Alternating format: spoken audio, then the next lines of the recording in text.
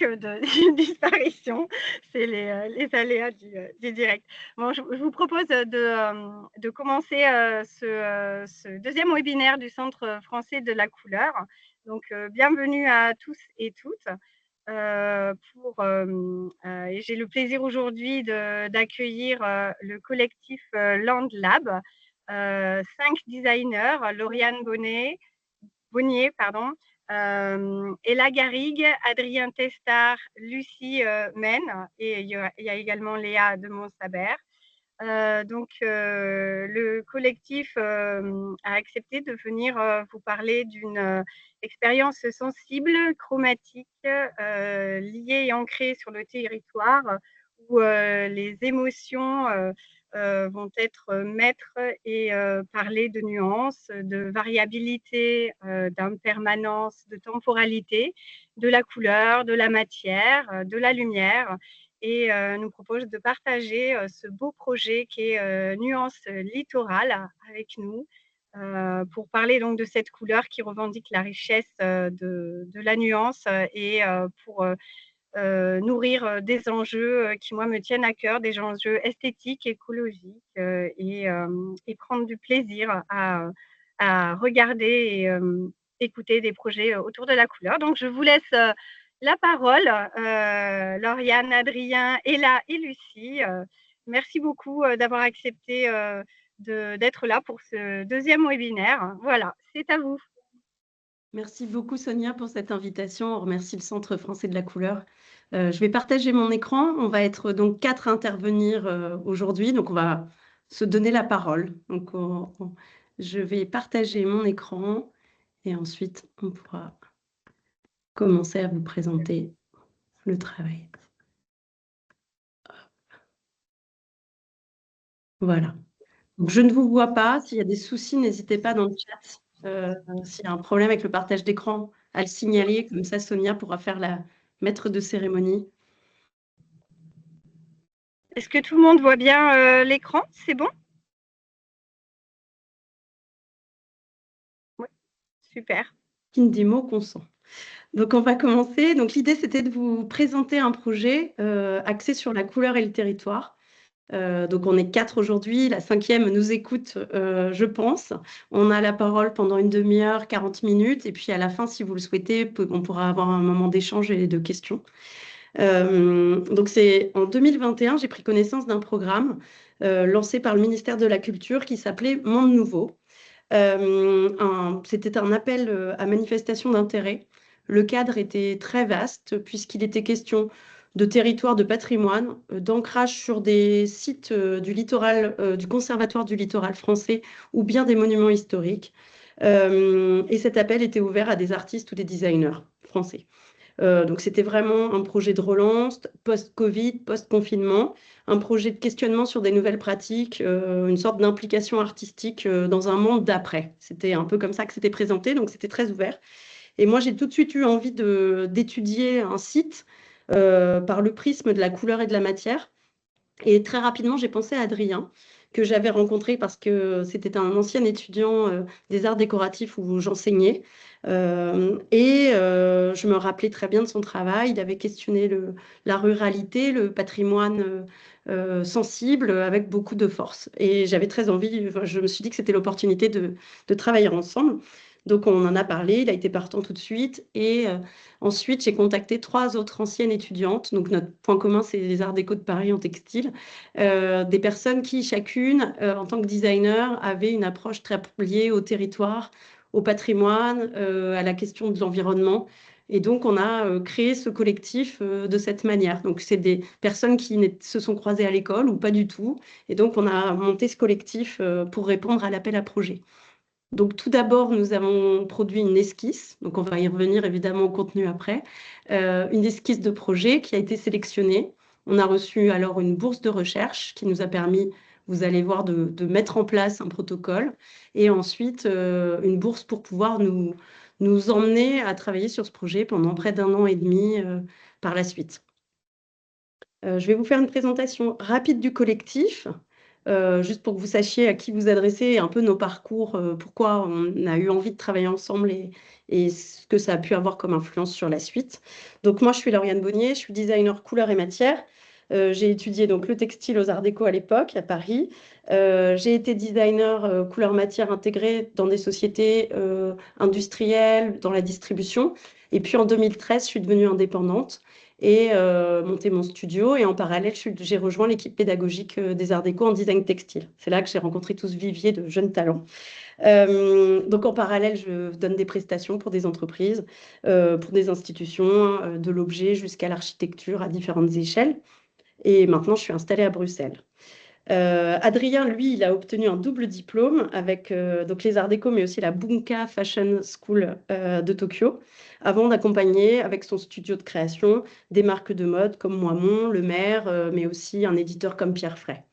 En parallèle, il a une pratique de plasticien qui est très liée à la couleur et je vous invite à aller regarder son travail. On a essayé de noter quand on avait des sites internet, mais voilà, vous pourrez regarder.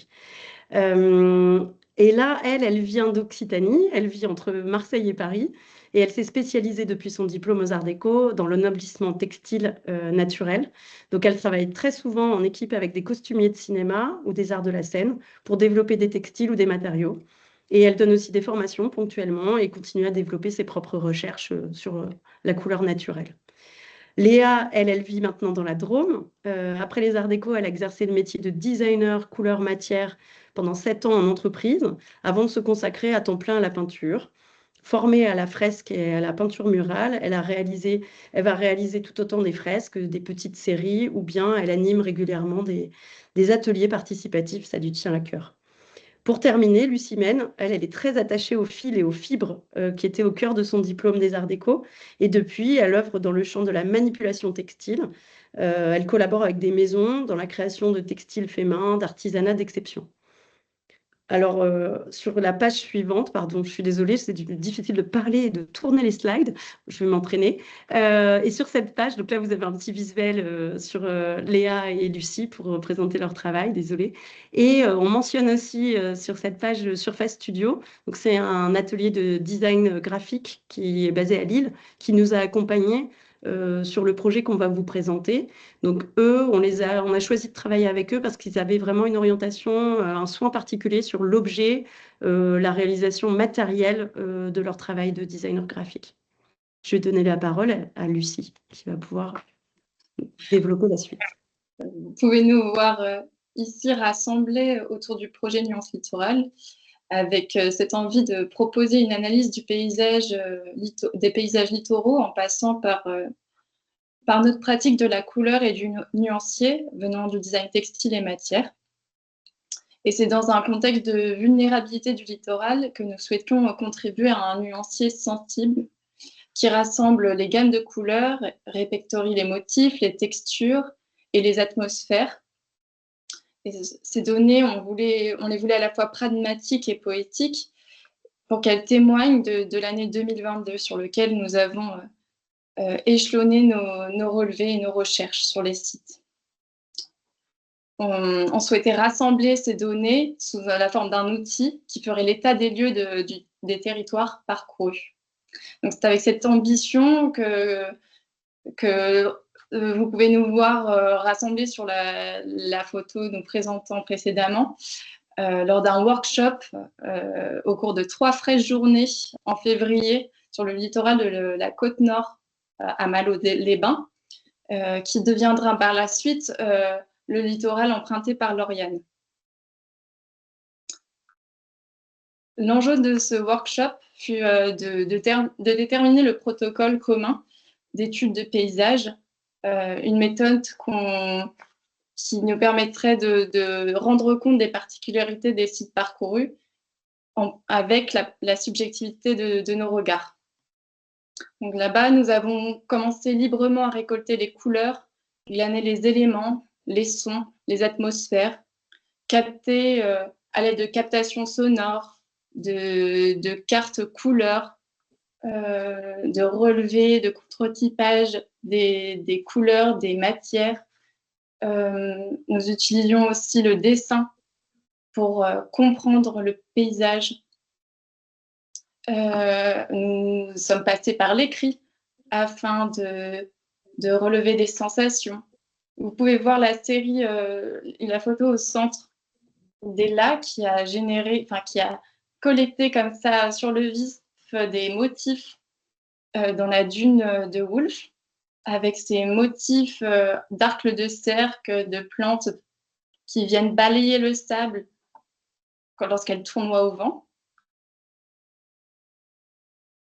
Sur la prochaine slide, on a essayé aussi de se demander lors du workshop quel regard adopter, dans quelle direction le poser. Est-ce qu'on regardait vers le large, vers la terre? On a pris conscience de l'importance de l'échelle de notre regard dans l'analyse qu'on souhaitait poser du paysage. Regarder de près, on pouvait distinguer les briques du nord dans les dunes. Avec un regard plus large, on déterminait la présence de subsistance de vestiges militaires. De près, on pouvait, dans une gamme colorée, définir des ponctuels et de loin des couleurs qui plus atmosphériques. Donc, cette position de regard déterminait des proportions de couleurs dans nos gammes.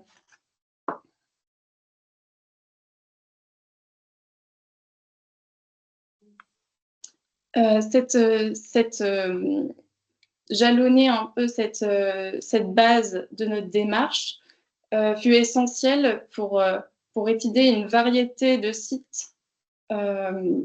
Donc nous sommes répartis aux 4 coins de la France hexagonale, où nous avons chacun et chacune déterminé un itinéraire compris entre 15 et 30 km sur un site protégé et préservé du Conservatoire du littoral, mais en traversant tout autant sur notre chemin des milieux différents environnants. Ainsi, tout au nord, on peut retrouver Lauriane, sur la côte d'Opale, où elle a marché au départ de Malo-les-Bains, au nord-est de Dunkerque, jusqu'à la frontière belge, en traversant de longues plages, des dunes et le patrimoine industriel. Plus à l'ouest, sur la côte des Mégalithes, dans le Morbihan, j'ai foulé les sentiers côtiers de la Ria d'Etel jusqu'à l'océan Atlantique, où j'ai retrouvé chaque saison des dunes sauvages, des ports de plaisance et l'activité ostréicole. Donc, pas si loin, on retrouve Adrien à l'estuaire de la Loire, qui a pris la route entre Cordemais de Cordemais à Donges, où les industries lourdes et les activités agraires ont marqué le paysage. Au sud, dans les Pyrénées-Orientales, Ella a parcouru un tronçon de la côte Vermeille, de la plage du Racou à Bagnols-sur-Mer, en y étudiant là-bas la côte rocheuse, des villages, des criques, mais aussi des ports de commerce.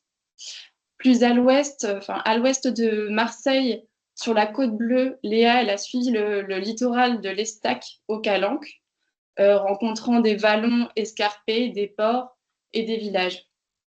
Donc, telles étaient nos géographies que vous pouvez imaginer diversifiées, et nous les avons analysées tout au long de l'année 2022 sous la lumière des 4 saisons. Je laisse la parole. Donc nous voilà partis tous les 5 sur les sentiers du littoral. Le dessin, pour nous, ça a été vraiment une façon d'entrer dans le paysage, de décrire par un geste nos premières sensations. Donc on a décidé de se laisser vraiment une grande liberté d'interprétation de ces espaces naturels, d'utiliser des outils graphiques assez variés. Donc certains ont préféré le dessin au trait, d'autres des lavis, des dessins à l'encre ou plutôt de travailler à la tablette. Donc on a remarqué vraiment des disparités entre les paysages du nord qui étaient plus ouverts avec une ligne d'horizon bien dégagée et les paysages du sud qui étaient plus escarpés, plus contrastés avec des points de vue en hauteur. Donc le dessin, il amène vraiment cette vision d'ensemble. Mais il peut aussi permettre d'entrer dans le détail. Donc, de par nos pratiques, on est attiré par les matières et le motif. On a récolté par captation photographique des rythmes, des densités, des accumulations. Donc, certains motifs sont creusés, vraiment sculptés par les éléments, le vent, par l'eau, les lumières. Et d'autres éléments sont plus architecturaux et appartiennent plus au registre des formes créées par l'humain. Donc là, on entre vraiment dans la couleur. Ici, vous avez quelques images qui sont des témoignages couleurs. On a créé un système de cartonnettes gouachées sur site. Donc c'est une peinture qui est pas toujours évidente selon les conditions météorologiques. Mais elles nous permettent d'être au plus juste d'un ressenti que l'on éprouve face à une réalité et face à la beauté et la diversité des couleurs qui nous entourent. Donc l'idée, c'était précisément de relever et de contre-typer un maximum de couleurs pendant nos excursions qui avaient lieu, on va dire une semaine environ par saison. Et on a intégré différents facteurs. Le fait qu'au fil des saisons, les lumières changent, les couleurs, elles fanent ou elles explosent, au contraire. Et c'est vrai qu'on a pu se sentir submergé des fois par l'infini, enfin, tant l'exercice est infini et il y a beaucoup de variables et d'évolutions. Alors j'ai perdu l'écran de Vous je sais voyez pas encore si mon écran? vous voyez toujours? Non, on voit plus l'écran en fait. Bah, pourtant, rien n'a Il changé faut chez juste moi. repartager. Ouais, c'est Ah. bizarre. Vous voyez là? Non. Pourtant, j'ai rien du tout chez moi. Ah oui, ça a sauté. Mais pourtant, je n'ai Ouais. pas eu de message en plus. Désolée. C'est bon? Pas de souci. C'est Ouais, bizarre. super. J'ai rien, ça m'a pas précisé en plus. Ouais. Pas de Hop, problème. désolée. C'était en veille. Donc l'important, pour nous, ça a été de peut-être la slide, ouais, non, c'est la bonne slide. Non. Pour nous, c'était vraiment de définir les caractéristiques chromatiques qui composent l'identité des territoires, de ces littoraux, mais avec notre regard et de manière très subjective. Donc on le sent très bien dans ces visuels, on a fait des choix, on a valorisé certains éléments avec des teintes particulières. Des teintes qui composent le paysage à la fois dans sa globalité, dans son entièreté, ou parfois des teintes plus localisées qui peuvent faire par exemple l'ADN d'une plante ou caractériser la géologie locale, ou au contraire, voilà, là c'était plutôt dans des gammes de couleurs douces, harmonieuses, et puis au contraire ça pouvait être aussi des couleurs qui révèlent la présence de déchets ou une signalétique, avec des couleurs plus franches, plus tranchées. Alors ici, on comprend bien la démarche, voilà, on s'inscrivait un peu dans une démarche de peintre sur le motif, dans le sens où on était en plein air et on essayait de contre-typer, le plus précisément, les couleurs qu'on avait sous les yeux. Donc on était dans cette recherche de précision et de ressenti de la couleur. Et sur ces cartes, on associait, aux couleurs, au fur et à mesure, un nom. Donc ici à gauche, c'est, le carnet de Lucie, qui, écrivait le nom des plantes. Par exemple, ici, lavande de mer, et sur la droite, Aubione, faux pour pied. Donc voilà, donc toutes ces couleurs étaient annotées et associées, à une saison. Et là, on a une gamme de couleurs, issues, de la, période caniculaire. Donc on sent très bien, le dessèchement, par exemple, de ces plantes et les couleurs, fanées. Voilà, je passe la parole. Alors, en parallèle de cette récolte un peu tous azimuts, parce que comme tu le disais là, on avait énormément de choses à récolter et de possibilités. En fait, on devait se réussir à mettre en commun et faire une synthèse parce qu'on s'était fixé un objectif qui était encore un petit peu, flou au début de la récolte, mais quand même de créer un outil avec notre travail, même si on n'avait pas encore tous les tenants. Donc, on a passé beaucoup de temps, que ce soit en visio ou en réel, à faire des points réguliers de nos découvertes, à questionner les choses pour voir comment on pouvait avancer tous dans la même direction, malgré les diversités à la fois de nos profils, de nos approches et puis de nos territoires. On l'a peut-être pas précisé, mais ces territoires, on les a choisis pas par hasard et pas forcément pour symboliser tous les possibles du territoire français. On le voit sur la carte du début, il y a des zones entières où on n'est pas forcément allé, mais on les a choisis par affinité, par histoire personnelle.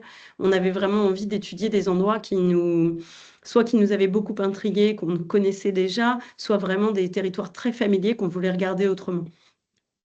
Donc, on a choisi de travailler, comme je le disais tout à l'heure, avec les designers graphiques de Surface Studio. Et donc, ce travail, il a commencé bien en amont, pas une fois qu'on avait fini toutes nos récoltes, mais après 2 saisons, pour pouvoir réfléchir à mettre en valeur tous nos points communs, malgré la diversité des parcours. Donc, on devait trouver des techniques simples parce qu'à la fin, on voulait un outil pédagogique, accessible de l'extérieur. Donc, après maintes débats et vérifications que ça fonctionnait, on a décidé de découper notre étude en 3 typologies. En plus des saisons, on y reviendra. L'eau, évidemment, c'était le dénominateur commun puisqu'on s'était fixé sur des sites du littoral, du Conservatoire du littoral. Le milieu qui symbolisait la faune, la flore, les éléments qui pouvaient entourer cette eau et qui nous raccrochaient au territoire. Et puis l'empreinte. Alors l'empreinte, c'est un terme qu'on a choisi générique pour parler à la fois de ce que l'homme avait pu construire, l'être humain avait pu construire, mais aussi laisser, abandonner, dégrader. Voilà, comment l'humain avait eu un impact sur le site, maîtrisé ou non maîtrisé, voulu ou laissé. Donc ça, une fois qu'on a eu ces symboles sont devenus des pictogrammes et se sont associés avec d'autres pictogrammes qui ont été dessinés par les designers graphiques avec nous. Donc vous les avez vus tout à l'heure sur la carte, un symbole pour chacun des parcours qui reprend l'idée de la topologie du site, le type de parcours qu'on effectuait nous-mêmes à pied pour visiter nos espaces, un curseur qui nous permet de signifier assez rapidement quelle saison. Donc, on a commencé au printemps et ça s'est terminé en hiver. Et puis, c'est ces 3 pictogrammes qui parlent de l'eau, du milieu et de l'empreinte pour permettre en fait à tout moment de savoir où nous nous situions dans l'outil qu'on allait créer. Et la typographie qui nous a été proposée par les designers graphiques, c'est une typographie qui pour nous faisait écho à la fois à la cartographie, à la fois au chemin, mais aussi au questionnement, un aspect un peu pointillé qui convenait bien à notre recherche qui était permanente, en fait en progrès permanent. Donc les mises en commun, alors c'était des moments particuliers parce que c'était des moments qui nous aidaient à la fois à comparer nos couleurs, le contenu de ce qu'on avait récolté, nos couleurs, nos matières, mais aussi comparer nos outils personnels de représentation. On s'est rendu compte qu'on avait plein de façons même avec des cartonnettes de départ communes, de procéder, d'éliminer, de fonctionner.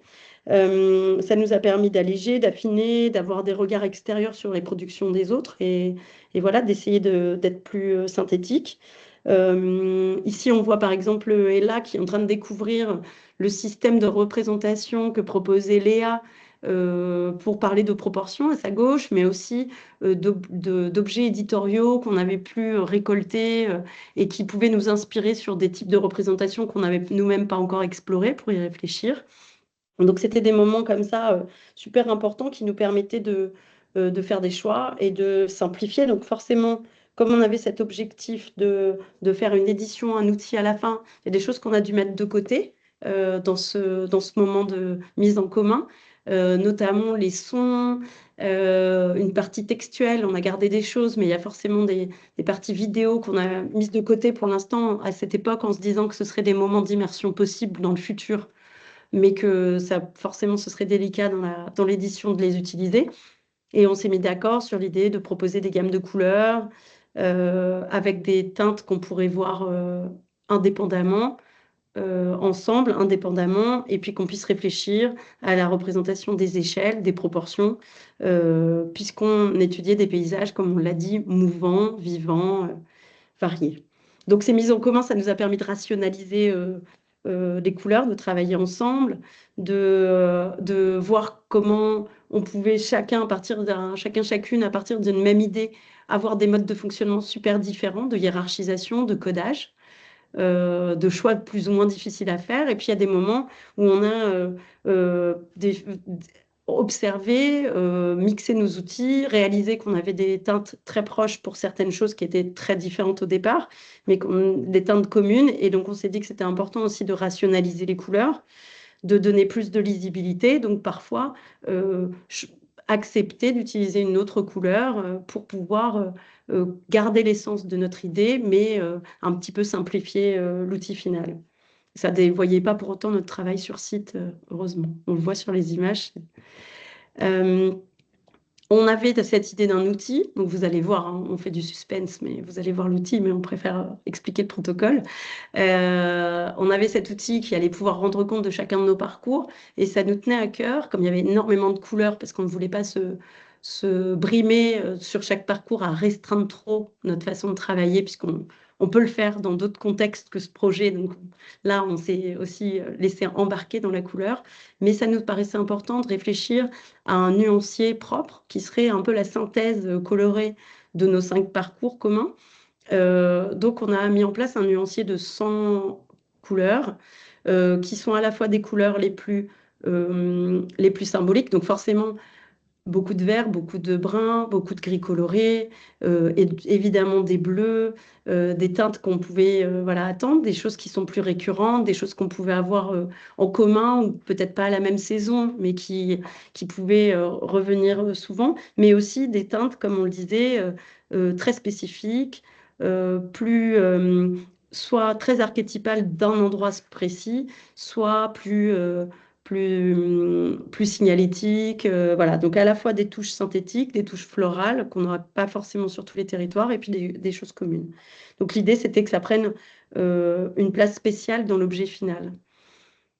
Alors pour travailler, on nommait ou on numérotait nos couleurs. On avait un peu chacun notre façon de noter à l'arrière des fiches. Vous voyez sur l'image des cartes de Lucie en bas, des numéros, des descriptions, des mots-clés pour nous aider à nous y retrouver nous-mêmes dans toutes nos productions.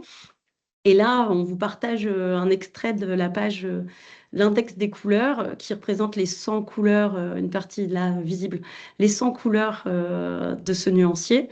Et alors, c'est un peu, on le partage aussi ici parce que c'est quand même on est a priori un peu entre geeks de la couleur. Donc, c'est l'occasion de vous montrer ce petit schéma qui symbolise à la fois les couleurs, leur nom, le parcours où on les a trouvés, la saison où on les a trouvés, et aussi la typologie de milieux dans lesquels on les a vus. Et là, ça permet de voir qu'à la fois, une couleur comme la couleur 21, la teinte 21, elle va être présente par exemple dans 4 gammes, sous 4 noms différents qui sont liés au contexte dans lesquels on les a vus, et à travers plusieurs saisons. Et on peut aussi noter qu'au contraire, il y a des couleurs qui vont avoir été choisies, qui vont avoir été utilisées qu'une seule fois, et qui vont avoir un nom très spécifique lié plutôt à la culture locale, comme un bleu Corsica Ferry, un ocre pâle Mégo, ou le vert Villa Albert, que moi j'avais croisé à Brédune sur une façade. Donc, on a vraiment joué sur l'imaginaire qui pouvait être développé à travers les mots qu'on allait choisir aussi pour décrire nos couleurs. Alors bon, nous, on avait décidé exprès de ne pas travailler avec des nuanciers, Pantone ou autres, et de partir de nos propres couleurs. Au moment de devenir un objet, évidemment, ces couleurs, il allait falloir les travailler avec un imprimeur pour les obtenir. Alors, nous ne sommes pas ni Pantone ni NCS, et nous savions que nous allions développer, étant donné le budget du projet, une petite série d'objets finalement. Donc, on a travaillé avec un imprimeur, on a mis en place des couleurs pour essayer de les contre-typer en aller-retour dans notre boîte à lumière pour essayer d'obtenir, de récupérer, de retrouver l'intensité de nos couleurs et la subtilité des couleurs qu'on avait réalisées à la gouache. Et puis pour terminer dans ma partie un peu plus protocole, et ensuite vous allez enfin voir cet objet, L'idée aussi, c'était quelque chose qui nous frustrait, et c'était intéressant de débattre de ça aussi avec des designers graphiques qui avaient une autre optique. C'était le fait qu'on voulait absolument que cette gamme de couleurs soit classique, dans le sens que chaque couleur soit lue indépendamment, avec du blanc autour, pour qu'on puisse les lire bien, plutôt que de les coller entre elles, comme ça peut se faire aussi, parce qu'on trouvait que ça ne respectait pas l'idée, ça donnait tout de suite une idée de rayure ou de proportion qui ne nous convenait pas dans le projet. Donc, mais on avait envie de contrebalancer avec ces questions-là. Donc on a imaginé que figurerait dans l'objet à la fois une gamme de couleurs distinctives pour chaque saison, typologie et parcours, mais aussi des dégradés de couleurs qui allaient pouvoir nous aider à la fois retranscrire l'aspect, les proportions dans nos choix colorés. Donc un petit détail pouvait figurer dans la gamme de couleurs parce il nous paraissait important, et en même temps, dans le dégradé, avoir une touche beaucoup plus subtile et être moins présent. On pouvait ressentir beaucoup mieux les émotions ressenties d'intensité, d'immensité, de proportion locale du paysage, et à la fois montrer l'importance des transitions, des lumières, voilà, qu'on puisse contrebalancer les deux méthodes de perception de ces couleurs. Donc, j'ai donné la main à Adrien qui va enfin vous montrer l'objet. Donc, on parle bien d'objets. Je l'ai à côté de moi. Je voulais quand même vous montrer déjà la matérialité de la chose. Voilà, on a à la fois cet objet éditorial donc, qui est constitué de près de 300 feuillets dans lequel vous allez trouver tous nos itinéraires par typologie de territoire et par géographie. Et puis vous avez la boîte, la plus petite boîte qui est à l'échelle de petites cartes qui composent les 100 couleurs qui sont connectées à l'index à l'intérieur. Je reviens à l'objet. Donc c'est un carton entoilé de fibres naturelles avec embossé à la fois le logo des 5 itinéraires et puis le nom, évidemment, Nuance Littorale, qui est le nom de ce nuancier qui sera à composer et recomposer encore. Je voulais vous dire que c'est à la fois un livre outil, donc c'est un objet par sa matérialité, mais c'est à la fois un livre outil et un livre de déambulation. Je pense qu'on a essayé de garder ces deux notions qui sont presque de l'ordre du scientifique, parce qu'on a fait une étude quantitative, donc on a accumulé les données autour de la couleur qu'on a synthétisées, donc qui sont classifiées dans un objet d'étude et qui se veut aussi qui décortique entre guillemets nos parcours. Et puis l'histoire de la déambulation, pour nous, elle est très importante parce que quand vous allez rentrer dans ce livre, vous allez rentrer dans un voyage, dans un perpétuel mouvement entre les couleurs, entre les territoires, entre les géographies. Et donc, on a tout un lexique comme ça qui se déploie entre le dessin, les mots, les couleurs, qui vont aller vers le sensible. Donc, dans la slide suivante, on entre dans la porte du dessin. Donc, en fait, chaque territoire, chaque itinéraire qu'on a déployé, on a d'abord une double page qui ouvre vers des lignes noires et blanches de dessin, donc qu'a exposé tout à l'heure. Et là, on peut les voir dans la slide suivante. On a vraiment essayé de rentrer dans le paysage de manière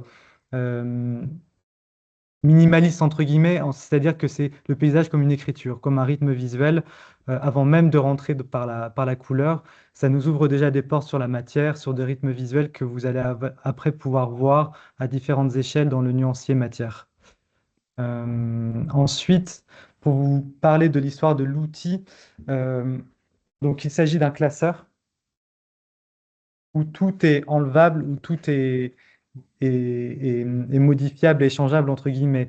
L'idée, c'est de pouvoir faire des corrélations entre les différentes couleurs et les différents itinéraires. Et là, l'exemple que vous avez sous les yeux, c'est l'exemple d'une carte qui a été sélectionnée, donc c'est la couleur 21, qui entre en résonance avec différents itinéraires, parce que cette couleur 21, elle est à la fois l'herbe du chemin d'un certain itinéraire, elle est aussi une roche et elle est aussi un brun filet patiné. Donc c'est pour montrer une même couleur peut avoir une transversalité au sein des itinéraires et différentes résonances de l'ordre de l'empreinte, du minéral et du végétal. Ensuite, dans la slide suivante, c'est pour vous montrer un peu plus précisément comment l'outil se déploie et s'utilise. Donc, on a des feuillets, comme je vous le disais, qui sont à la fois des feuillets de nuanciers de couleurs, donc avec 9 couleurs par typologie de paysage et par itinéraire. Ensuite, vous avez un deuxième feuillet qui est composé de 6 nuances de matière, donc qui sont des zooms micro ou macro dans le paysage qui parlent de la matière, de la texture, de la fibre, du mouvement des textures. Et puis après, vous avez une page qui est une forme de map, de cartographie, à la fois de photographie, de dessins colorés, qui peuvent évoquer la couleur, le paysage, mais toujours dans des histoires de macro et de micro. Ensuite, dans la page suivante, je vais vous montrer un petit peu la manière dont on peut décomposer au sein d'une même histoire, au sein d'un même itinéraire, l'histoire de la matière. Donc là, on est par exemple chez Ella, donc sur la côte de Vermeil, et on est sur l'étude du milieu par la matière, et on voit les corrélations, les ponts entre le printemps, l'été et l'hiver. On voit évidemment une évolution de la couleur et une évolution de la matière. Vous allez voir que tout est poreux et tout est en perpétuel mouvement dans nos histoires. Euh, et à cette échelle, on peut comprendre voilà, à la fois les premières ponctuations colorées qui peuvent naître dans un écrin de couleurs un peu plus sourdes, un peu plus assourdies, toute la poétique des couleurs aussi endormies dans les saisons qui peu à peu s'éveillent, se déploient, s'intensifient, deviennent plus ou moins vives et plus ou moins denses. Et puis tout cet hiver dans lequel on va plonger, où la couleur devient plus humide, plus aqueuse, plus vaporeuse, et toute cette poétique de la disparition. Pareil dans la suite. Donc l'eau, c'est un peu particulier parce que le challenge d'étudier l'eau, c'est qu'on est sur des mouvements perpétuels. Enfin, un paysage peut être très différent en une heure, même encore moins. Et là, on voit l'importance qu'a la lumière dans cette idée de sculpter le paysage, le territoire, et évidemment la couleur de l'eau. Donc, dans la suite de la présentation, un territoire donc, que j'ai étudié qui était l'Essor de la Loire. Et là, pareil, parler de l'Essor de la Loire et parler de l'eau, c'est parler d'une... En fait, j'ai constaté en étudiant la Loire qu'on était sur une poétique de la disparition, à la fois historique, mais à la fois aussi contemporaine, que la Loire, peu à peu, son lit se réduit quand on creuse le chenal, et donc en fait, peu à peu, l'impact de l'homme et que la Loire, peu à peu, est en train de disparaître. C'est évidemment une prospection que j'ai faite, que j'ai un peu aussi euh, déployée de manière un peu poussée comme trait, mais j'ai constaté qu'il y avait toute une poétique de la disparition à travers la couleur, à travers les eaux, à travers les marées, et aussi à travers la salaison des eaux qui peu à peu viennent se mélanger entre l'océan et, et le, et le fleuve. Et on peut voir à travers la matière aussi qu'on est toujours dans cette idée que le fleuve est là en permanence, même à l'échelle d'une écorce, à l'échelle d'un lit, d'une lisière, d'un bras de Loire, d'un limon, donc qui est cette glaise qui sèche et peu à peu redessine des fleuves et des territoires, et qu'on est dans un mouvement perpétuel, une infinité de voyages au sein même d'une échelle très très locale. Pour la suite. Donc Lauriane qui nous parle aussi de la vitalité de la couleur comme un signal, à la fois à travers l'esthétique du divertissement, l'esthétique du loisir, donc sur cette côte très populaire où on vient passer des bons moments en famille, où on vient manger des churros, faire des manèges, etc. On a tout un langage très, très, très primaire de la couleur qui vient contraster évidemment avec tous les crins de gris coloré ou de brun légèrement cuit liés au sable. Et puis des écritures plus ou moins contemporaines qui peuvent être de l'ordre du graffiti, des gravures qu'on peut voir sur différents éléments du mobilier urbain, etc., qui racontent aussi des couleurs qui peu à peu aussi en retour reviennent à la nature par l'usure, par les mousses, etc., par différentes colonies comme ça qui viennent se former sur des espaces où on aurait écrit nos histoires. Voilà encore une map de l'objet, de vous montrer qu'on peut à la fois sortir les cartes, sortir les nuances et recomposer des histoires. Et après, vous allez voir une autre slide qui vous montre la manière dont, voilà, une map un peu d'un là, on est sur l'empreinte de l'estac à gauche avec à la fois les différentes strates, donc le texte qui introduit la typologie, la map de matière, le nuancier aussi de couleurs, des 9 couleurs, et puis cette trame atmosphérique, donc ce dégradé qui vient synthétiser avec des quantités les perceptions visuelles qu'on a pu vivre dans le paysage. Et à droite, vous avez une comparaison de 3 empreintes de 3 territoires différents. Donc on voit qu'il y a des similitudes en termes de saturation de couleurs, en termes de rouge signalétique, et à la fois en termes de grisé qui sont peut-être des écrins un peu plus industriels. Donc à la fois des ponts et des ruptures. Et si on va dans la slide suivante, ça vous remontre un petit peu la manière dont on a basculé d'une synthèse équilibrée de couleurs qui sont des dominantes Là, ici, j'étais sur les eaux de Loire, donc c'est le territoire que j'ai exploré, et la manière dont j'ai essayé de le réinterpréter en dégradé, en atmosphère, en diffusion, cette poétique de l'absence, de la, d'une Loire qui est là, sans être là, en permanence en mouvement m'a fait composer un dégradé très équilibré de ces différentes couleurs qui sont qu'une forme d'infinité de variations autour de camailleux de brun verdâtre, de gris légèrement violacé lié au ciel, et de ce reflet perpétuel et de cette frontière un peu infinie que j'ai pu constater en Loire. Et donc là, on va vous passer rapidement une diversité d'ambiances, d'atmosphères pour vous montrer des différents rythmes visuels qu'on a pu identifier, analyser et réinterpréter, avec toujours ces histoires de ponctuels, entre des langages qui sont à la micro-échelle, mais qui génèrent des ponctuations, des vibrations colorées très puissantes, et la manière dont on peut manipuler les différentes histoires pour recomposer de nouvelles histoires. Donc c'est un voyage infini. L'idée, c'est que l'outil il puisse être utilisé par différents acteurs, des créatifs comme nous, des personnes peut-être moins sensibles à la couleur, mais qui auraient besoin d'une première lecture, d'une première analyse de la couleur, et puis des publics qui voudraient aussi se perdre, déambuler, voyager à travers l'outil. Et aussi la vertu évidemment pédagogique de l'objet qui permet de sensibiliser à la couleur et de nous aider à la lire, à la comprendre et, et dégager voilà, toutes ces histoires de quantité, de contraste, de proportion euh, que- qui peuvent naître dans le paysage.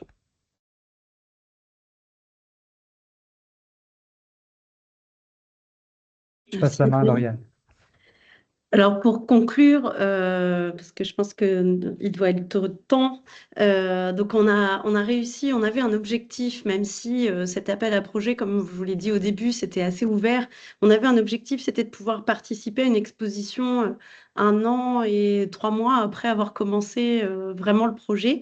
Donc en avril 2023, on a terminé ce projet et réussi à finaliser le nuancier et les éditions qu'on a tirées en 25 exemplaires. C'est une toute petite édition.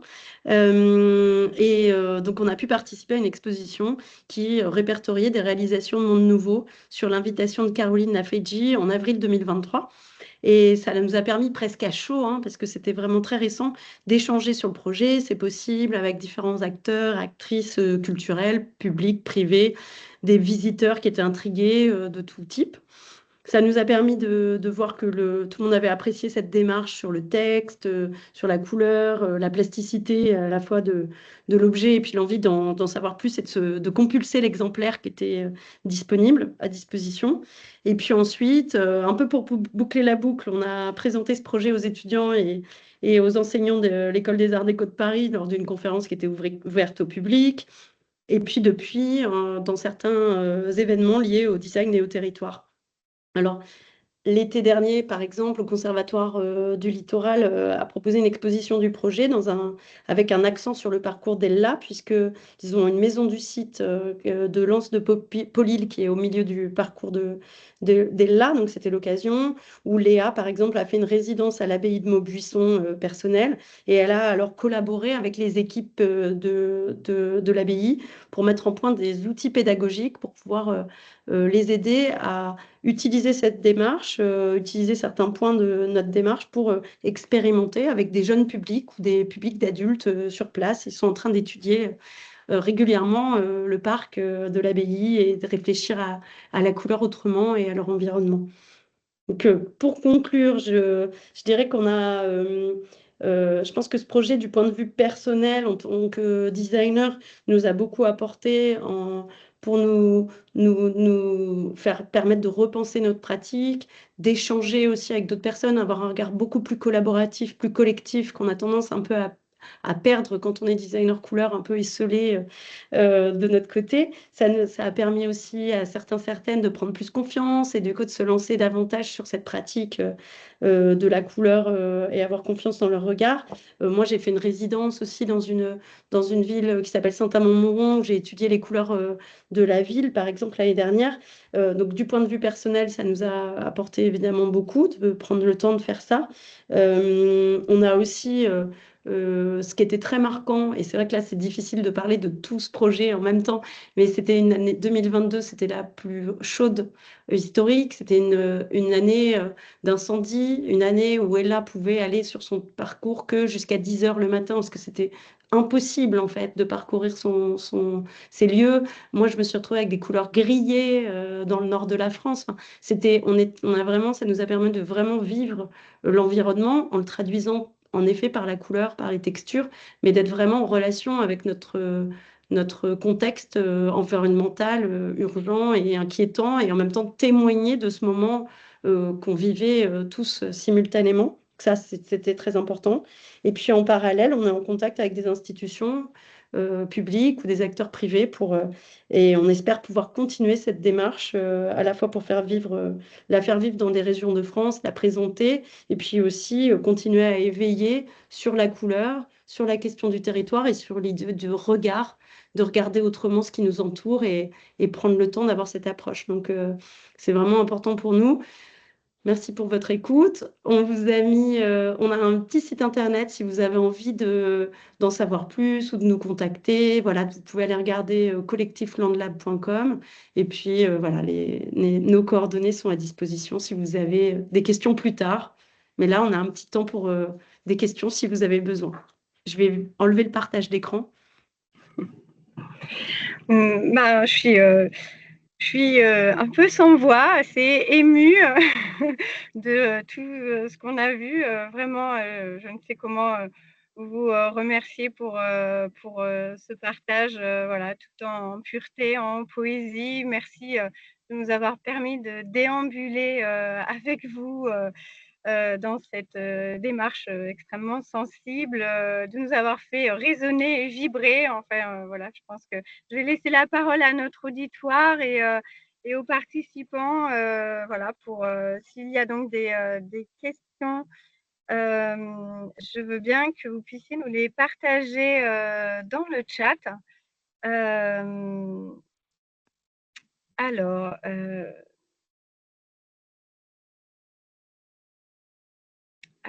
Merci beaucoup. Est-ce qu'il y a des questions, Lauriane, Adrien, Ella et Lucie sur ce magnifique travail? Il y a une main levée. Ah, super. Alors, Adrien. main levée.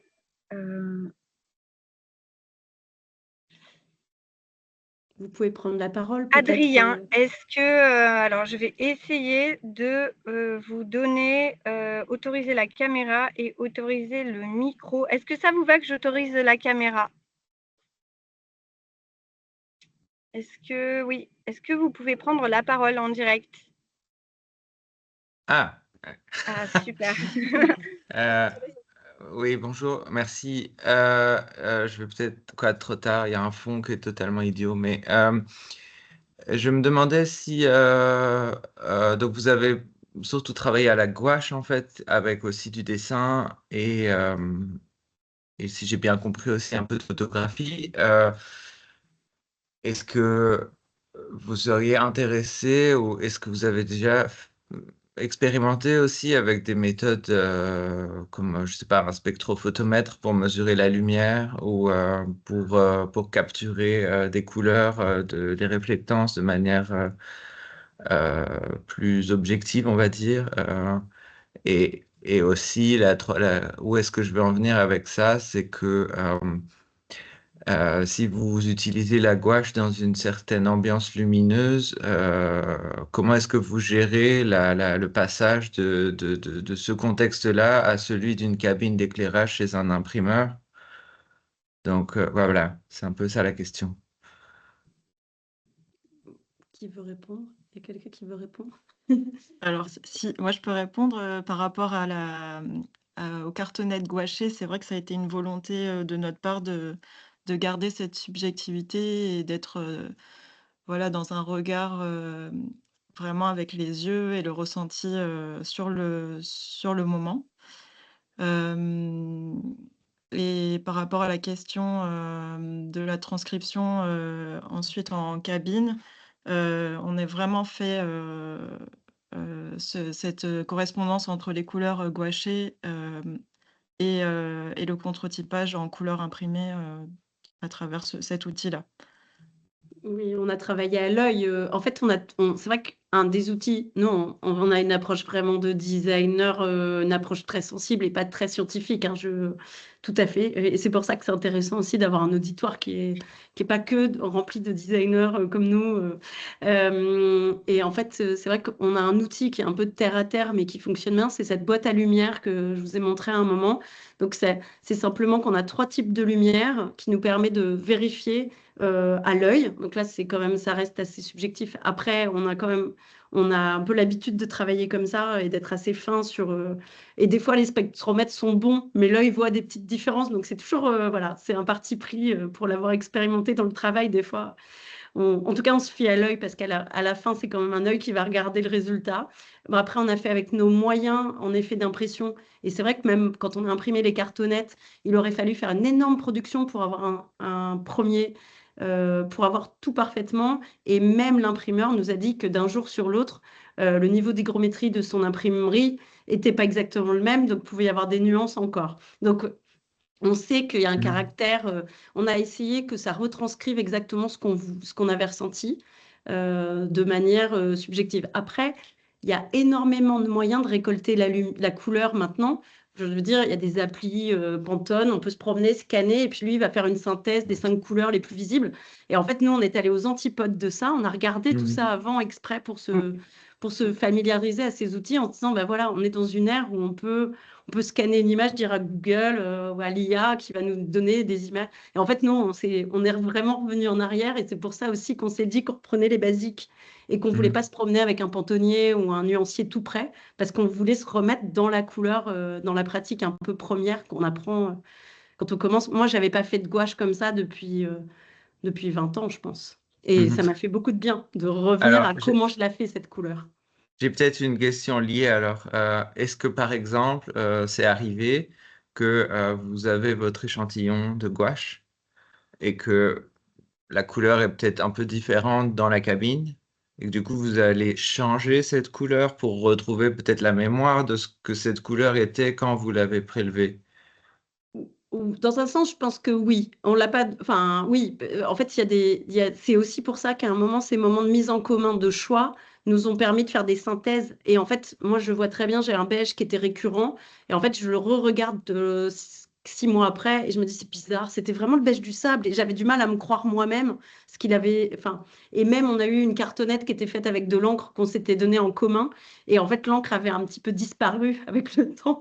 Donc, voilà, on a essayé de faire une synthèse pour qu'à la fin, on puisse ressentir ce qu'on avait voulu dire, en assumant tout à fait ce côté, notre regard sur un site, en pensant même que si on Ouais. avait échangé entre nous les parcours, on n'aurait pas vu les mêmes choses. Mhm. Ok. Merci. Merci pour la question. Alors, on a plusieurs questions dans le chat, en fait, qui se sont ajoutées. Donc, alors, ce nuancier, pour l'instant, il n'est pas utilisé par des communes. C'est une question qui nous a été posée sur est-ce qu'il est utilisé par des communes? Pour l'instant, non. L'idée, c'est aussi, nous, on était répartis dans plein de territoires. C'est quelque chose qu'on fait en plus d'autres éléments. Donc, c'est vrai enfin, je pense qu'il aurait fallu beaucoup d'énergie qu'on n'a pas forcément eu le temps de mettre pour aller voir chacune des communes et passer beaucoup de temps. Mais on a des contacts locaux, chacune, on essaie c'est un travail de longue haleine pour travailler avec eux. Après, ça nous pose plein de questions. Moi, l'année dernière, quand j'étais en résidence à Saint-Amand et que j'ai présenté un travail juste d'analyse que de couleurs d'une ville, les gens étaient effrayés, ils me disaient oh, mais on va nous imposer des choses. Donc, c'était super intéressant aussi de questionner ce que c'est que la norme. Voilà, et puis on s'inscrivait dans une sorte de suite de la géographie de la couleur, mais extrêmement subjective et beaucoup plus euh, moins orienté sur l'être humain et sa création. Donc voilà, on assumait ces questions-là de paysage. Donc on est plus, pour l'instant, l'usage, il est encore restreint parce qu'on a, comme je vous le disais, tiré 25 exemplaires. Donc on les diffuse à notre façon, chacun de notre côté. Est-ce qu'il y Avez-vous a quelqu'un qui veut révélé, répondre? pardon Lauriane, je te laisse parler. Avez-vous relevé des dominantes propres à chaque littoral? Est-ce que quelqu'un veut répondre à cette question?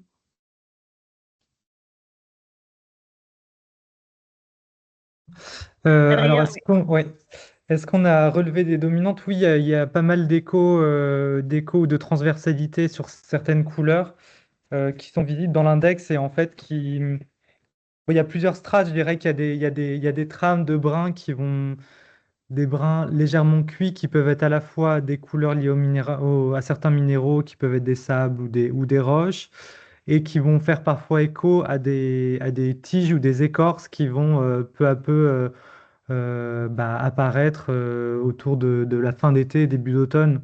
En fait, c'est des couleurs de nature un peu cuite, un peu passée, hein, où le pigment ou la couleur peu à peu disparaît. Et ça, on a pas mal de transversalité. Mais ce qui est beau aussi, c'est les échos qu'on a pu avoir entre des couleurs autour de rouille ou de la rouille, donc des éléments qui peu à peu vont s'effacer, se décomposer, comme ça vont se ternir, et paradoxalement des rouilles qui vont naître sur des écorces ou sur des feuilles je sais pas, des feuilles d'épines sur le bord d'une route où le vert va peut être peu colonisé par des touches comme ça de rouge assez dense, assez brun. Et en fait, il y a des ponts assez magiques comme ça qui peuvent se faire entre la nature ou des éléments liés à l'empreinte ou à l'homme. Et il y a pas mal d'échos, comme je vous ai montré, autour des signalétiques, évidemment, qui sont là pour le coup des éléments très normés euh, qu'on a vus dans toutes nos régions. Et je pense aussi à des beaux ponts, enfin plus ou moins poétiques, qui vont parler à la fois de la cendre, du charbon, des brins très ancrés, très denses qu'on a vus dans pas mal d'endroits autour d'un barbecue au bord de la mer, un barbecue sauvage, des deux, trois éléments qui restent comme ça. Euh, il y a des choses un peu un peu plus graves, entre guillemets, qui peut être autour de l'incendie ou parfois de versants de coteaux qui sont légèrement, enfin vraiment cuits, brûlés, et puis des éléments liés à l'industrie. Moi, j'ai fait toute une partie de mon territoire était comment on appelle ça? Qui produit de l'électricité, pardon, une station, une centrale électrique, et donc évidemment le charbon vient en masse par des bateaux en bord de Loire, et donc il y a des bouts de charbon qui jonchent un peu le sol et des grandes montagnes comme ça. Donc en fait, il y a énormément d'échos à différentes échelles. Parmi les questions, on nous demande si, alors pour l'instant, ce travail, merci pour les compliments, n'a pas été édité. On n'a pas forcément trouvé de maison d'édition. Après, on n'a peut-être pas mis l'énergie au bon endroit pour trouver la bonne maison. Donc, si vous avez des idées, n'hésitez pas, hein. Mais c'est vrai en fait, au tout début, quand on a écrit le protocole, le projet, au moment où on a obtenu le financement, on avait sondé des architectes, des designers graphiques pour voir un peu comment on pourrait imaginer un outil qui pourrait servir à quelqu'un qui, par exemple, va faire une scénographie, ce qui rebondit à une autre des questions.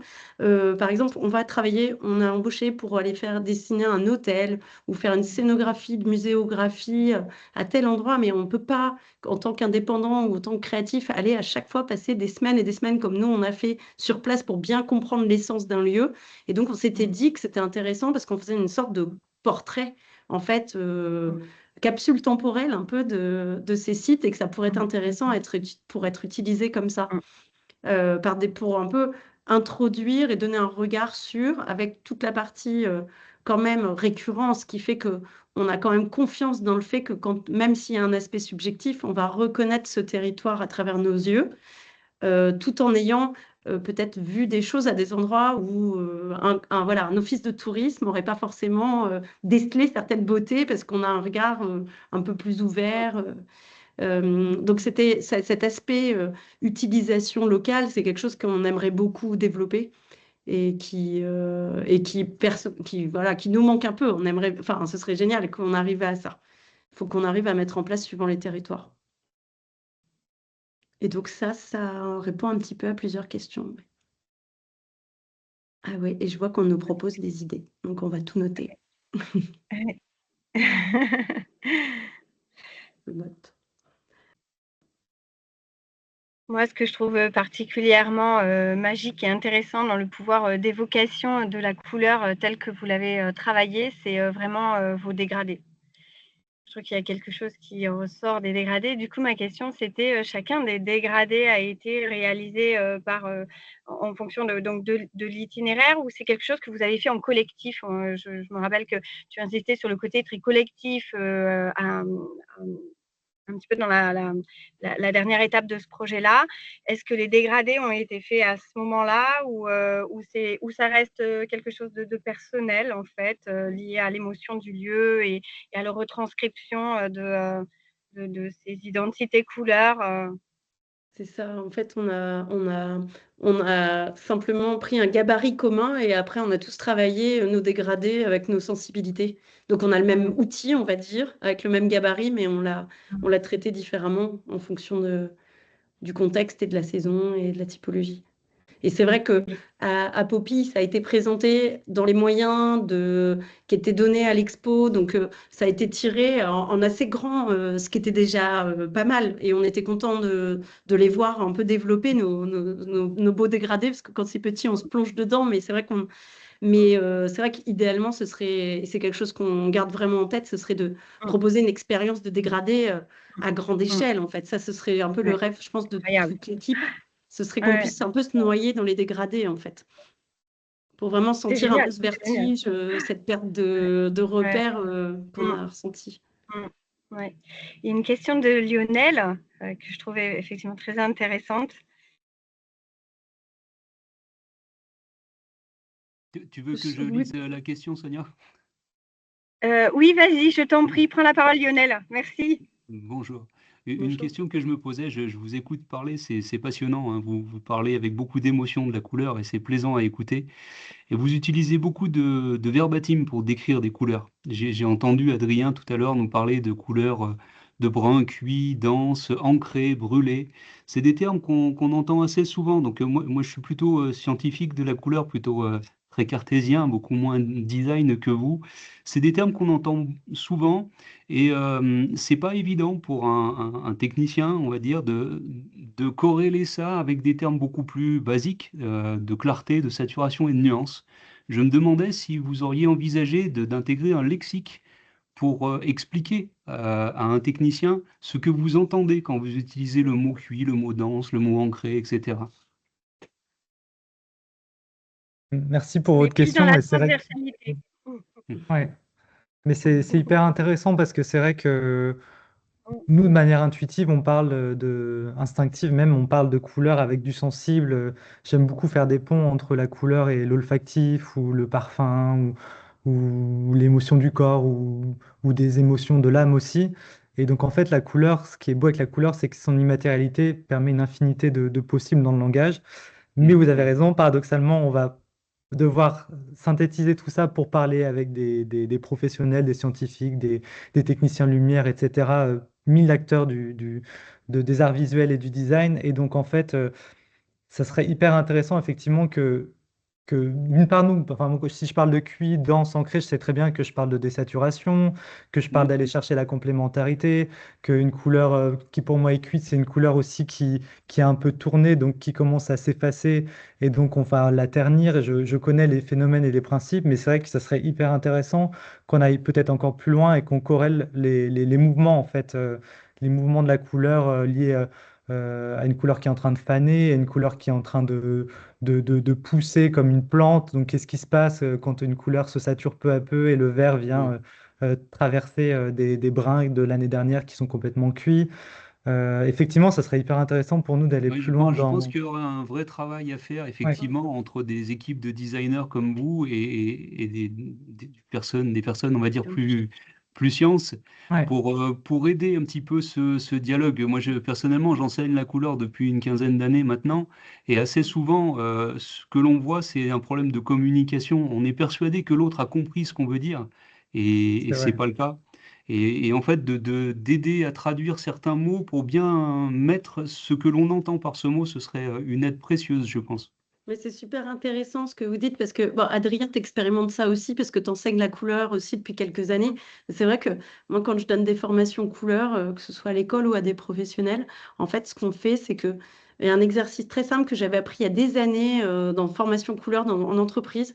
Où en fait, je prends un paquet de couleurs identiques et je le donne à un groupe de participants. Puis je prends un deuxième paquet et ça, c'est des choses qu'on expérimentait dans une entreprise comme Decathlon. Donc, c'est pour vous dire que c'est des choses, des méthodes un Mm. peu pour accéder, rendre accessible la couleur à tous les membres d'une entreprise. Et en fait, la personne pioche parmi ces couleurs, choisit une couleur et essaie de nous la faire deviner sans nous la montrer. Oui. Et donc là, beaucoup de gens tombent dans le biais de euh, le bleu du drapeau français. Mm.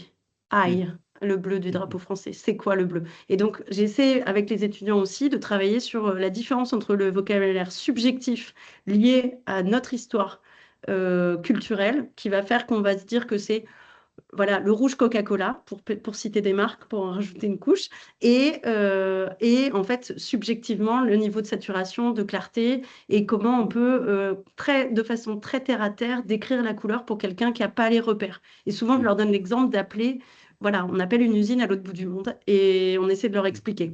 Et donc, c'est exactement ce que vous soulignez. Je pense qu'en tant que designer, il faut qu'on ait les deux.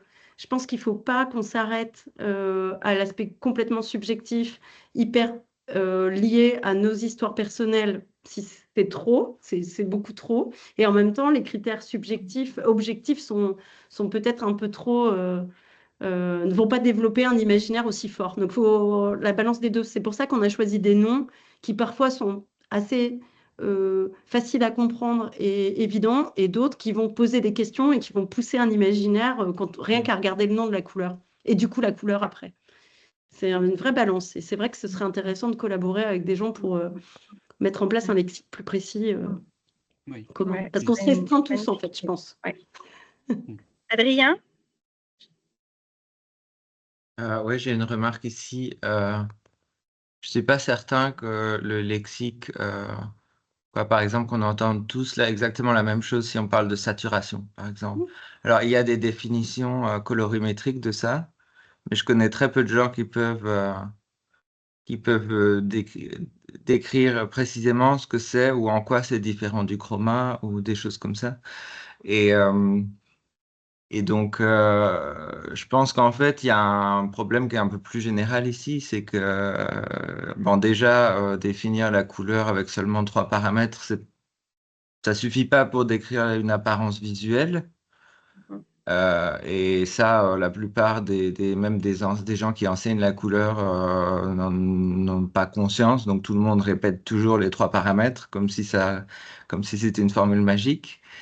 Et, et en même temps, moi là, je reviens de l'AIC, donc la conférence de l'Association internationale de la couleur à Taïwan. Et bon, là, on peut clairement voir qu'il y a un peu deux groupes qui se parlent pas, qui se comprennent pas. Donc, il y a des gens qui sont plutôt côté science, qui essayent de faire des applications sur des smartphones avec des outils d'IA. Et de l'autre côté, ou de la réalité virtuelle, parce qu'il faut bien que quelqu'un calibre ses écrans et tout ça. Et puis, de l'autre côté, des gens qui font du design ou de l'architecture, ou moi, je suis artiste. Et donc, alors moi, j'ai un peu l'avantage de pouvoir comprendre exactement ce que les deux registres veulent dire, mais c'est assez rare. Et donc, je pense, et on pense, parce que je suis pas tout seul, qu'il y a un vrai travail à faire là d'essayer de recréer un vocabulaire commun, en fait. Parce que je comprends parfaitement que vous ayez des réticences à utiliser des applications de mesure de couleur, parce qu'en réalité, de toute façon, ces applications, elles fonctionnent pas bien. Elles, elles sont pas pensées pour des designers. C'est plutôt des espèces de démos de smartphones qui sont liés souvent à des trucs un peu marketing pour essayer de faire la promo de telle ou telle marque de nuancier ou des choses comme ça. Donc, mais en même temps, je continue à croire qu'il y a un vrai intérêt à mesurer les couleurs, même si on est artiste ou designer. Et donc, voilà, c'était juste mes deux Mais je pense centimes que de contribution. ce que vous dites aussi, ce qui est intéressant, c'est peut-être qu'on ne peut pas tout définir et on ne va pas avoir les mêmes définitions. Cependant, c'est l'idée qu'une couleur ne vit pas toute seule et que c'est l'aspect comparatif de la couleur qui va donner. C'est-à-dire que moi, j'aime bien l'idée d'expliquer qu'une couleur va être plus saturée. Déjà, c'est comparatif, en fait. C'est pas forcément que le niveau de saturation soit maximum. Et en effet, là, on arrive à un stade où, on l'a vu même dans notre nuancier, où on avait des endroits où on n'arrivait pas à reproduire la saturation justement d'une encre qui avait été faite. Mais c'est comparatif. Donc déjà, quand on compare les choses, le vocabulaire voilà, mais il faut avoir un contexte. C'est vrai qu'une couleur seule, c'est pas la même histoire. On peut moins en parler, je trouve. C'est intéressant. C'est vrai, en tout cas, je pense qu'on est tous d'accord et c'est aussi dans les messages forts. En tout cas, ce qu'on aimerait au Centre français de la couleur, c'est de créer ces passerelles en fait entre l'art, la science, les designers et les scientifiques, parce que c'est extrêmement important. Et du coup, je vais en profiter. Je vois l'heure qui passe et du coup, il y avait peut-être encore une dernière question sur une photographie d'un littoral dont on ne connaît pas le lieu. Est-ce que, avec le nuancier littoral et un peu d'IA, on pourrait retrouver le lieu? Et puis ensuite, on clôturera. Donc, vous avez compris qu'on n'était pas des spécialistes de l'IA, même si on l'utilise un petit peu de temps en temps quand il faut, hein, mais pour voir un peu, pour comprendre le monde dans lequel on est. J'imagine qu'on peut trouver des choses. Après, je sais pas à quoi ça va servir, mais non, je sais pas. Du coup, ça dépend. Ça dépend du contexte. Évidemment que l'idée, c'est aussi, on s'est dit que ce qui était intéressant, c'était de pas être normatif, mais quand on travaille la couleur, on travaille aussi sur les clichés, les stéréotypes, qu'on le veuille ou non, il y a des codes en fait. Et ça, c'est aussi sur ça qu'on a joué. Il y a des endroits où on se flirte avec des codes. Forcément, quand on étudie le nord, le sud, et même en plus dans nos personnalités, notre façon de dessiner, on a amplifié des codes puisqu'on a alors, c'est pas forcément nos personnalités totales, mais mes dessins du Nord sont très discrets, très fins, alors que les dessins de Léa ou de Ella sont beaucoup plus chargés, parce qu'il se passe beaucoup plus de choses aussi. Mais même l'expression, le choix enfin voilà, on a amplifié encore un petit peu ça inconsciemment, sans fixer ça comme mission, mais on avait envie d'ajouter. Donc, je pense on flirte un peu avec des questions de clichés, de stéréotypes, parce qu'en fait, il y a un fond de vérité à chacun, sans doute. Mais en tout cas, j'en profite, puisque je sais qu'on va devoir conclure. Oui. Il y a une revue qui va sortir des arts décoratifs. J'en profite, comme Sonia, tu es au courant. Une revue qui va sortir la semaine prochaine, qui va être présentée le 10 à la Fondation Pernod Ricard. C'est un événement qui est ouvert. Vous pouvez regarder sinon sur le site des Arts Déco de Paris. Qui s'appellera Nuance, alors c'est cousin, qui s'appellera Nuance et qui répertorie plein d'approches différentes sur la question de la couleur et de la matière. J'ai participé dans le comité éditorial et on parle un petit peu de notre projet, mais de plein d'autres choses. Donc, si ça intéresse d'autres personnes qui ont pu assister, je pense que vous pouvez aller vous renseigner et puis aller regarder, donner votre avis sur cette autre optique. Et puis venir le 10 décembre à la Fondation Pernod Ricard pour le lancement du 5e numéro de la Revue des Corps. J'allais justement te demander d'en parler parce que je pense que voilà, c'est vraiment l'occasion, comme tu dis, on est entre guillemets de la couleur et on est tous passionnés, intéressés par ça. Donc, pour ceux qui se trouvent à Paris, je pense que ça va être un très beau moment, le lancement de cette revue et le travail du collectif y est présent. Donc, je trouve que c'est vraiment l'occasion et puis de vous rencontrer. Je pense, Lauriane, tu y es, donc ce sera l'occasion de pouvoir continuer ces discussions extrêmement riches. Je voulais encore vous remercier 1000 fois à 10 000% de tout ce que vous nous avez fait partager aujourd'hui. Je pense que c'était extrêmement riche et je pense qu'on aura l'occasion, en tout cas, n'hésitez pas à tous rester en contact et à continuer d'échanger.